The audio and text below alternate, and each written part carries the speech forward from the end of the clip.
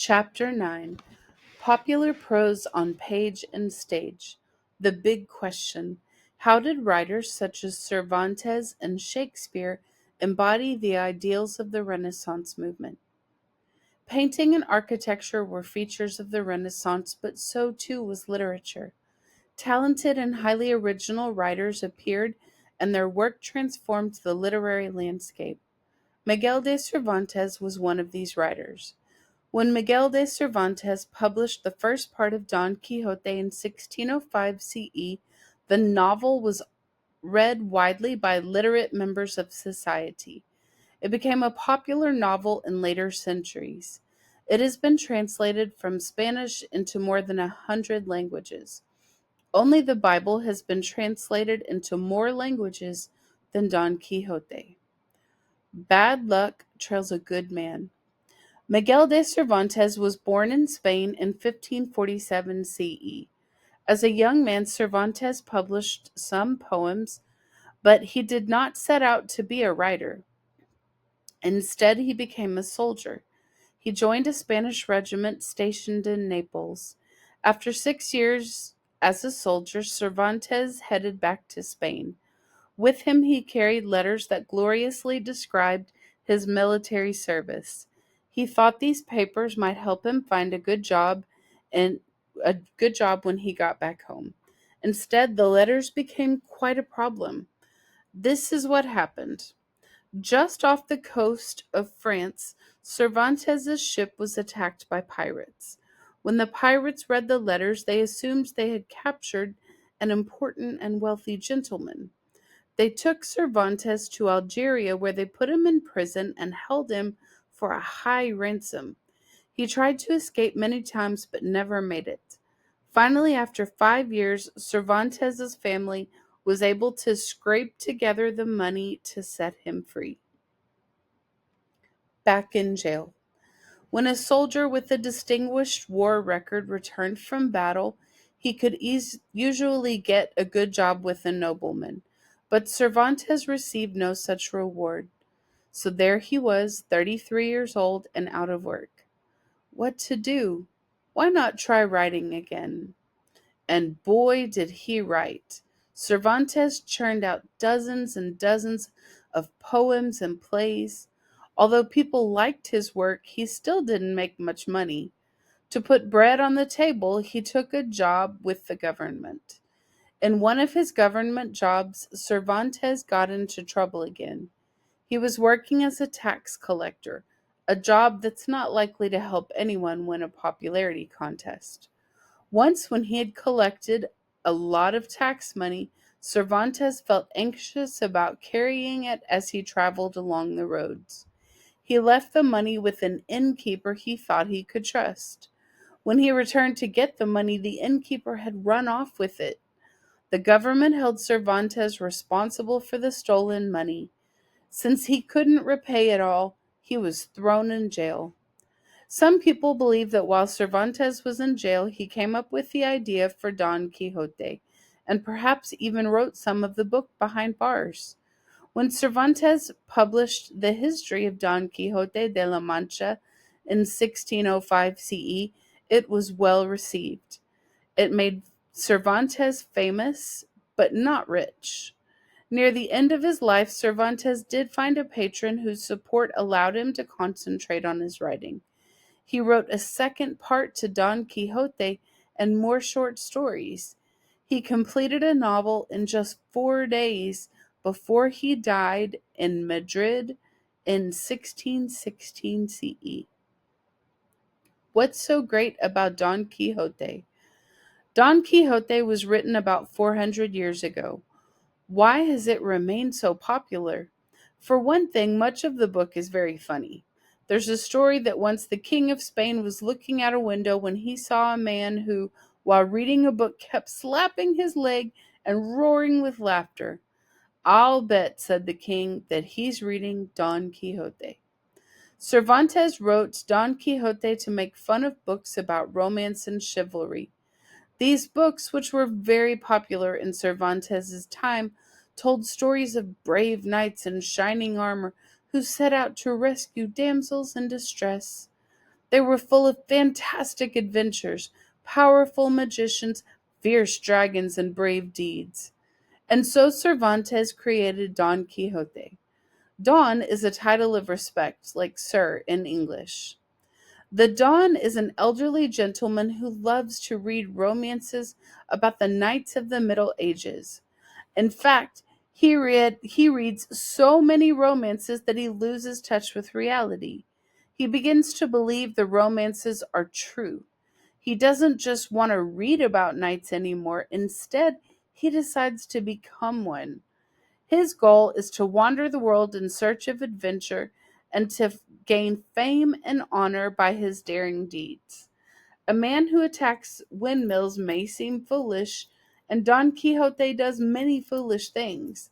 But the more you get to know Don Quixote, the more you begin to see he is at heart noble and generous, sometimes a lot more noble and generous than the world around him. The Young Bard of Avon. William Shakespeare was an English playwright, poet, and actor during the Renaissance. Many people believe that Shakespeare was the greatest playwright of all time. Shakespeare is sometimes called the Bard of Avon. Bard is another word for poet. This well known poet was born in England in Stratford upon Avon in 1564 CE. He was the third of 8 children. His father worked as a leather merchant and glove maker. During Shakespeare's early years, his father served as bailiff, something like an officer of the law, of the town, and his family seemed pretty well off. In Shakespeare's time, well off boys attended school while girls stayed home. Young Will probably spent long hours learning Latin, Greek, the Bible, and English history. It seems he didn't enjoy school much. In his plays, he describes the whining schoolboy with his satchel, creeping like a snail unwillingly to school. By the time Shakespeare reached college age, his father had become so poor that he owed money, couldn't pay taxes, and didn't show his face in public for fear of being thrown in jail. It's likely that Shakespeare didn't have enough money to pay for a college education for William. What did William do when he finished his schooling? No one knows for sure. The lost years. There's a lot about Shakespeare's life we don't know. Not No one even knows for sure the exact date of Shakespeare's birthday. Most of the information we have about Shakespeare comes from the town's official records of baptisms, marriages, and deaths. We also know a little from what his friends wrote about him. Over the years, scholars have closely examined the available documents as well as Shakespeare's own writings to put together a picture of the playwright's life. Sometimes parts of the picture are missing, and then scholars have to use whatever evidence they have to make an informed guess. We do know that 18-year-old William married 26-year-old Anne Hathaway in 1582. Over the next few years, Anne gave birth to their daughter Susanna, followed by twins, a daughter named Judith, and a son named Hamnet. After the twins were born, Shakespeare did not linger very long in Stratford upon Avon. We're not certain why he left, nor does anyone know what Shakespeare did during what are called the lost years, from 1582 to 1592 CE. We do know that by 1592 CE, Shakespeare had arrived in London and was establishing a reputation as a playwright, actor, and poet. Though some of his more highly educated competitors said his plays were vulgar, the people loved his work and the royalty also enjoyed them. His acting company frequently performed in the court of Queen Elizabeth and later for King James. The Globe Theatre. Many of Shakespeare's plays were performed in the Globe Theatre, which was built in 1599 CE on the south bank of the Thames River in London. The Globe was a wooden circular building with an open courtyard in the middle. The theater could hold up to 2,500 people. People who didn't have a lot of money could pay a penny to stand in the yard and watch the play. They were called the groundlings. Richer people could sit in the galleries, which were among the three sides of the theater and were covered by a roof to protect the audience from the sun or a sudden rain.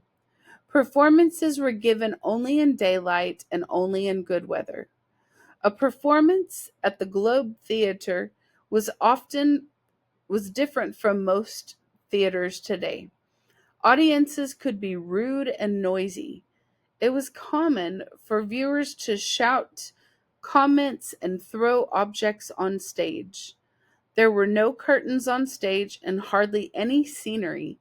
Although the scenery was simple, costumes were often quite fancy. In 1613 CE, a cannon fired as part of the performance of Henry VIII set fire to a thatched roof, and the theater burned to the ground. But if you visit London today, you can still see a Shakespeare play at the Globe. That is the New Globe Theater. In the 1990s, the theater was rebuilt very near to its original location. Scholars and architects worked together closely to make the new globe as much like the original as possible. And so, as the bard himself said, all's well that ends well. Shakespeare's words. These phrases and lines come from the pen of the man most considered the greatest playwright of all time, William Shakespeare. After the Bible, the works of Shakespeare have had the greatest influence on English language and literature. Have you ever heard any of these expressions? Tongue-tied, as quiet as a lamb, dead as a doornail, seen better days, eaten out of house and home. Have you ever come across any of these famous lines? All's well that ends well. A horse, my kingdom for a horse. If music be the food of love, play on. Sweets to the sweet. Romeo, Romeo, wherefore art thou Romeo? Something is rotten in the state of Denmark. To be or not to be? That is the question. Friends, Romans, countrymen, lend me your ears. All the world's a stage, and all the men and women merely players. Shakespeare wrote many poems, but he is best known for writing plays. When Shakespeare wrote his plays, England was ruled by Queen Elizabeth I and later King James I. Elizabeth was a powerful and intelligent leader and very popular with the English people. The arts thrived during the reign of Queen Elizabeth. She filled her court with poets, playwrights, and musicians.